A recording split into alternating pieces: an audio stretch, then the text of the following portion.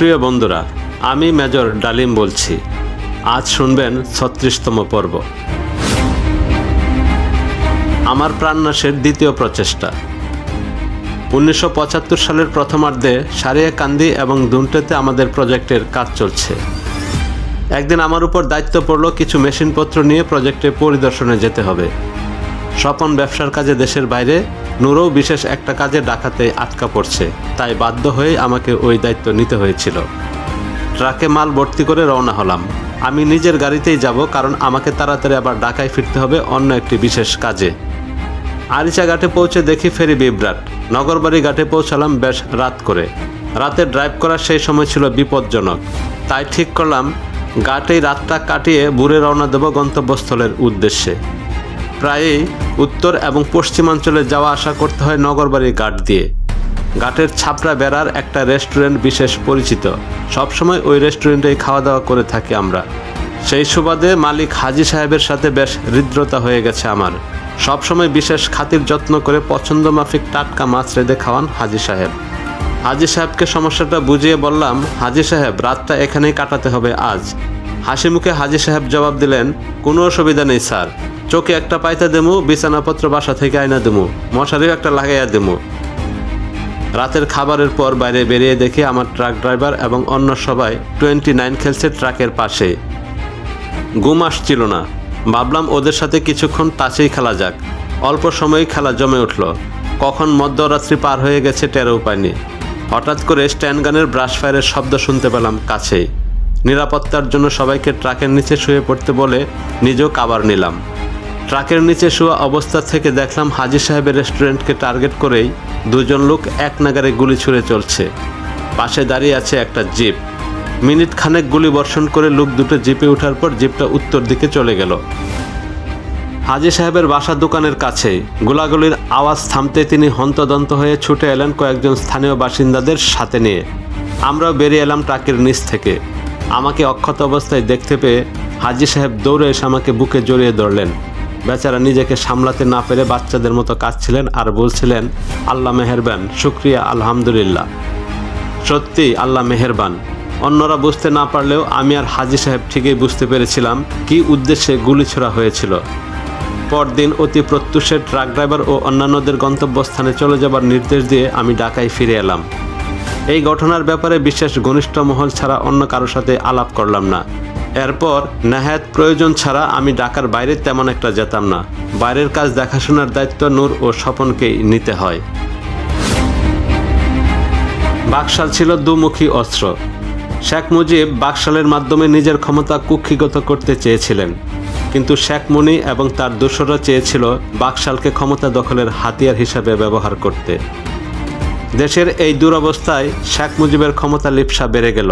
ক্ষমতার চূড়ায় অবস্থান করেও তার সন্তুষ্টি ছিল না। রাষ্ট্রের সর্বক্ষমতা তার নিজ হাতে কুক্ষিগত করার জন্য তিনি একদলীয় শাসন ব্যবস্থার কথা চিন্তা করতে লাগলেন। স্বাধীনতা যুদ্ধের একটি মূল উপাদান ছিল গণতান্ত্রিক অধিকার প্রতিষ্ঠিত করা। এর জন্যই হয়তোবা শেখ মুজিব এতদিন এই সিদ্ধান্ত গ্রহণ করতে পারেননি। তার এই মনোভাব জানতে পেরে দলীয় সুবিধাবাদী গোষ্ঠী নিজেদের স্বার্থ ও ক্ষমতা টিকিয়ে রাখার জন্য তাকে একদলীয় শাসন ব্যবস্থা কায়েম করার জন্য প্ররোচনা দিতে থাকে। ১৯৭৪ সালের সেপ্টেম্বর থেকে শেখ মুজিব একদলীয় শাসন ব্যবস্থার পক্ষে প্রচারণা শুরু করেন। নভেম্বর ১৯৭৪ সালে মস্কোপন্থী দলগুলিও সংসদীয় গণতন্ত্রের ব্যর্থতার পরিপ্রেক্ষিতে সরকারকে একদলীয় শাসন কায়েম করার জন্য আহ্বান জানান। শেখ মুজিবের একান্ত বিশ্বস্ত তৎকালীন স্বরাষ্ট্রমন্ত্রী জনাব মনসুর আলীকে সোভিয়েত ইউনিয়নের দূতাবাসে ডেকে একদলীয় সরকার কায়েমের পরামর্শ দেওয়া হয়।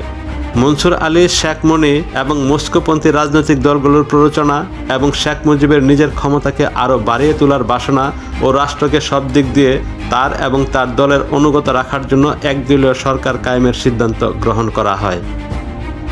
১৯৭৫ সালের জানুয়ারি মাসের ১৮ তারিখে একদলীয় সরকার প্রতিষ্ঠার প্রস্তাব যখন সংসদীয় দলের মিটিংয়ে উপস্থাপন করা হয়, তখন প্রস্তাবটির বিপক্ষে মত প্রকাশ করেন সংসদীয় দলের বেশিরভাগ সদস্য। এই অবস্থায় মিটিংয়ে বলা হয়, এই প্রস্তাবের বিরোধিতা করলে শেখ মুজিব পদত্যাগ করবেন, নতুবা একটি মেরুদণ্ডহীন সংসদ সৃষ্টি করে এই প্রস্তাব পাশ করানো হবে। এই কথা শোনার পর মুজিবের ইচ্ছাকে অনেকটা বাধ্য হয়েই সবাইকে মেনে নিতে হয়। 1975 সালের 25শে জানুয়ারি জরুরি আইন ঘোষণার মাত্র 27 দিন পর দেশে একদলীয় শাসন ব্যবস্থা অর্থাৎ বাকশাল কায়েম করে গণতন্ত্রের কবর রচনা করে এক আদেশ জারি করলেন শেখ মুজিব। সারা জীবন যে শেখ মুজিব গণতন্ত্রের জন্য সংগ্রাম করে এসেছিলেন, তিনিই বাংলাদেশে একদলীয় শাসনতন্ত্র কায়েম করে সর্বপ্রথম স্বৈরতান্ত্রিক একনায়কত্ব কায়েম করেন। বাংলাদেশে একদলীয় শাসনতন্ত্র প্রবর্তনের ফলে দেশের সকল বিরোধী দল বাতিল বলে গণ্য হয়। বাকশাল গঠন করার আগে শেখ মুজিব কোনো পদ্ধতি অনুসরণ করেননি। সংসদীয় দলের মিটিংয়ে অনেকে বাকশাল গঠনের বিরুদ্ধে বক্তব্য রেখেছিলেন। দ্বিতীয় দিনের অধিবেশনে জনাব নূরে আলম সিদ্দিকী 55 মিনিট বক্তৃতা করেন। তার জ্বালাময়ী বক্তৃতায় শেখ মুজিব প্রমাদ গুণেছিলেন। তার কারণ এই বক্তৃতাকে সংসদ সদস্যের বৃহৎ অংশ গণগণ করতালির মাধ্যমে সমর্থন জানান। এই বক্তৃতার পর অধিবেশন মুলতবি ঘোষণা করা হয়। পরদিন জনাব মিজানুর রহমান চৌধুরী এবং জনাব শামসুল হক বক্তৃতা করার অনুমতি চান, কিন্তু তাদের সেই অনুমতি না দিয়ে জনাব শেখ মুজিব গম্ভীর স্বরে সবাইকে বললেন, আর বক্তৃতা নয়, তোমরা আমারে চাও কিনা সেই কথা আগে শুনতে চাই। সবাই তার এই ধরনের বক্তব্যে স্তম্ভিত হয়ে গিয়েছিলেন। কথা ছিল সব সদস্যকেই এই প্রস্তাবের উপর বক্তব্য রাখার সুযোগ দেওয়া হবে। তিনি আবার বললেন, বলো আমারে চাও কিনা। এরপর তার বিরোধিতা করার সাহস আর কারো হলো না। কিন্তু বঙ্গবীর জেনারেল উসমানী এরপরেও তার বক্তৃতায় নির্ভয়ে বললেন, আমরা ইয়াহিয়া খানকে সরিয়ে মুজিব খানকে চাই না। এরপর 20শে জানুয়ারি বসে বাংলাদেশের রাজনৈতিক ইতিহাসে সংগঠিত সেই কলঙ্কিত অধিবেশন। 25শে জানুয়ারি সংসদে কোনো রকমের বিতর্ক ছাড়া গণতন্ত্রকে পুরোপুরি সমাহিত করে পাশ করানো হয় চতুর্থ সংশোধনী। মাত্র এক বেলার সেই অধিবেশনে স্পিকার ছিলেন জনাব আব্দুল মালেক উকিল। এই আব্দুল মালেক উকিল মাত্র 3 মাস আগে 16 অক্টোবর সংসদ ভবনে পার্লামেন্ট সংক্রান্ত এক সেমিনারে বলেছিলেন, আমাদের জনগণের জন্য সংসদীয় গণতন্ত্রই সর্বাপেক্ষা উপযোগী বলে বিবেচিত হয়েছে। তার এই পৌরোহিত্যে চালু হয়ে গেল প্রেসিডেন্ট পদ্ধতির সরকার। বাতিল করে দেওয়া হলো সকল বিরোধী দল। পাশ করে নেওয়া হলো একদলীয় স্বৈরাচারী শাসন ব্যবস্থা। প্রেসিডেন্টকে সর্বময় ক্ষমতা দিয়ে শপথ পড়িয়ে নিলেন সেই আব্দুল মালেক উকিলেই। এই চতুর্থ সংশোধনীতে বলা হয় যে রাষ্ট্রপতি প্রধানমন্ত্রী থেকে শুরু করে সব মন্ত্রী নিয়োগ করতে পারবেন। প্রধানমন্ত্রী বা মন্ত্রীরা সংসদ সদস্য না হলে ভোট দিতে পারবেন না। প্রতিমন্ত্রী বা উপমন্ত্রী সংসদ সদস্য হবেন তেমন কোনো বাধ্যকতা নেই। মন্ত্রী পরিষদ রাষ্ট্রপতিকে পরামর্শ দিতে পারেন, তবে রাষ্ট্রপতি তা কার্যকর করলেন কি করলেন না সেই সংক্রান্ত ব্যাপারে আদালতে কোনো রকম প্রশ্ন তোলা যাবে না। ওই অধিবেশনে জরুরি ক্ষমতা বিল কোনো প্রকার আলোচনা ছাড়াই আইনে পরিণত হয়ে যায়। 25শে জানুয়ারি দুপুর 1:15 এক সংক্ষিপ্ত অধিবেশনে জারিকৃত চতুর্থ সংশোধনীতে বলা হয়, এই আইন প্রণয়নের পূর্বে যিনি বাংলাদেশের রাষ্ট্রপতি পদে অধিষ্ঠিত ছিলেন তিনি রাষ্ট্রপতি পদে থাকবেন না এবং রাষ্ট্রপতির পদ শূন্য হবে। শেখ মুজিবুর রহমান বাংলাদেশের রাষ্ট্রপতি হবেন এবং রাষ্ট্রপতির কার্যভার গ্রহণ করবেন। এই আইন প্রবর্তনের ফলে তিনি বাংলাদেশের রাষ্ট্রপতি পদে বহাল থাকবেন, এমনিভাবে যেন তিনি এই আইনের দ্বারা সংশোধিত সংবিধানের অধীনে রাষ্ট্রপতি নির্বাচিত হয়েছেন। সংশোধিত সংবিধান অনুযায়ী বাংলাদেশে একজন রাষ্ট্রপতি ও একজন উপরাষ্ট্রপতি থাকবেন। রাষ্ট্রপতি প্রত্যক্ষ নির্বাচনের মাধ্যমে নির্বাচিত হবেন। কার্যকালের মেয়াদ 5 বছর। প্রজাতন্ত্রের নির্বাহী ক্ষমতা রাষ্ট্রপতির হাতে থাকবে। তিনি প্রত্যক্ষভাবে অথবা তার অধীনস্থ কর্মচারীর মাধ্যমে যে ক্ষমতা নির্ধারণ করবেন, উপরাষ্ট্রপতি শুধুমাত্র সেই ক্ষমতারই প্রয়োগ করতে পারবেন। রাষ্ট্রপতিকে তার দায়িত্ব পালনের সাহায্য ও পরামর্শ দানের জন্য একটি মন্ত্রী পরিষদ থাকবে। রাষ্ট্রপতি তার বিবেচনায় সংসদ সদস্যদের মধ্য থেকে কিংবা সংসদ সদস্য হওয়ার যোগ্য এরূপ ব্যক্তিদের মধ্য হতে একজন প্রধানমন্ত্রী ও আবশ্যক মনে করলে অন্যান্য মন্ত্রী, প্রতিমন্ত্রী ও উপমন্ত্রী নিয়োগ করতে পারবেন। প্রত্যেক মন্ত্রী সংসদে বক্তৃতা করতে এবং কার্যাবলীতে অংশ নিতে পারবেন, তবে তিনি যদি সংসদ সদস্য না হন তাহলে ভোট দান করতে পারবেন না। রাষ্ট্রপতি মন্ত্রী পরিষদের সভায় সভাপতিত্ব করবেন অথবা তার নির্দেশে উপরাষ্ট্রপতি বা প্রধানমন্ত্রী ওই সভায় সভাপতিত্ব করতে পারবেন। মন্ত্রীগণ রাষ্ট্রপতির ইচ্ছা অনুযায়ী নির্ধারিত সময়সীমা পর্যন্ত স্বীয় পদে বহাল থাকবেন। সংশোধিত সংবিধানে রাষ্ট্রপতিকে দেশে শুধু একটি মাত্র রাজনৈতিক দল গঠন করার ক্ষমতা দেওয়া হয়েছে, যা জাতীয় দল নামে অভিহিত হবে।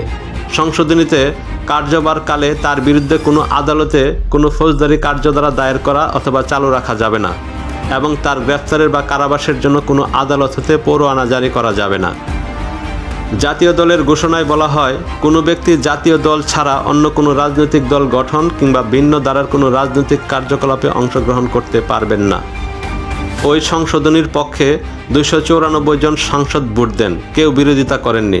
সংসদের 2 ঘন্টা 5 মিনিট স্থায়ী ওই অধিবেশনে স্পিকার ছিলেন আব্দুল মালেক উকিল। বিলের বিরোধিতা করে 3 জন বিরোধী ও 1 জন স্বতন্ত্র সদস্য ওয়াকআউট করেন। এরা হলেন জাসদের আবদুল্লাহ সরকার, আব্দুস সাত্তার মঈনুদ্দিন আহমেদ ও স্বতন্ত্র সাংসদ মানবেন্দ্র নারায়ণ লারমা। আতাউর রহমান খান আগে সংসদ অধিবেশন থেকে বেরিয়ে আসেন। বিলটি উত্থাপন করা হলে আওয়ামী লীগের দলীয় চিফ হুইপ শাহ মুয়াজ্জেম হোসেন মৌলিক অধিকার স্থগিত রাখার প্রেক্ষিতে কোনো প্রস্তাব উপস্থাপনের সুযোগ না দেবার আহ্বান জানান। এই পর্যায়ে বাংলাদেশ জাতীয় লীগের জনাব আতাউর রহমান খান বৈধতার প্রশ্ন উপস্থাপন করে আলোচনার সুযোগ দানের জন্য স্পিকার জনাব আব্দুল মালেক উকিলকে অনুরোধ করেন, কিন্তু স্পিকার তা নাকচ করে দেন। পরে কণ্ঠভোটে চিফ হুইপের প্রস্তাব গৃহীত হয়। তারপর আইনমন্ত্রী মনোরঞ্জন ধর সংসদে জরুরি ক্ষমতা বিল 1975 পেশ করেন। চিফ হুইপ এই ক্ষেত্রেও মৌলিক অধিকার স্থগিতকরণ বিধি প্রয়োগ না করার আবেদন জানালে বিষয়টি কণ্ঠভোটে পাশ হয়। এখানে একটি বিষয় বিশেষ প্রাধান্যযোগ্য। যদিও বিলটি সংসদে বিনা বাধায় পাশ হয়, তবে গণতন্ত্রের বিকল্প একনায়কতন্ত্রের প্রশ্নে আওয়ামী লীগের মধ্যেও দ্বিমত পরিলক্ষিত হয়। পরে জেনারেল উসমানী ও জনাব ব্যারিস্টার মইনুল হোসেন একদলীয় শাসন ব্যবস্থার বিরোধিতা করে তাদের সংসদ সদস্য পদ থেকে ইস্তফা দেন। আওয়ামী লীগের প্রবীণ গণতন্ত্রী মনা নেতৃবৃন্দ শেখ মুজিবের এই পদক্ষেপে ভীষণ অসন্তুষ্ট প্রকাশ করেন। বাকশাল গঠনের পর দেশের রাজনৈতিক অবস্থার কথা ভেবে তারা চিন্তিত হয়ে পড়েন। বাংলাদেশের গণতন্ত্রকে হত্যা করার জন্য অন্য কেউ দায়ী নন, স্বয়ং শেখ মুজিবই হত্যা করেছিলেন গণতন্ত্রকে। দেশে একনায়কতন্ত্রের বিরুদ্ধে চাপা অসন্তোষ সৃষ্টি হয়। বাকশাল গঠনের দিন অনেকেই বলেছিলেন শেখ মুজিব নিজেই আওয়ামী লীগের নীতি আদর্শ বিসর্জন দিলেন স্বীয় স্বার্থে। বাকশালের পাথর বাংলাদেশের মানুষের বুকের উপর এভাবেই চেপে বসল।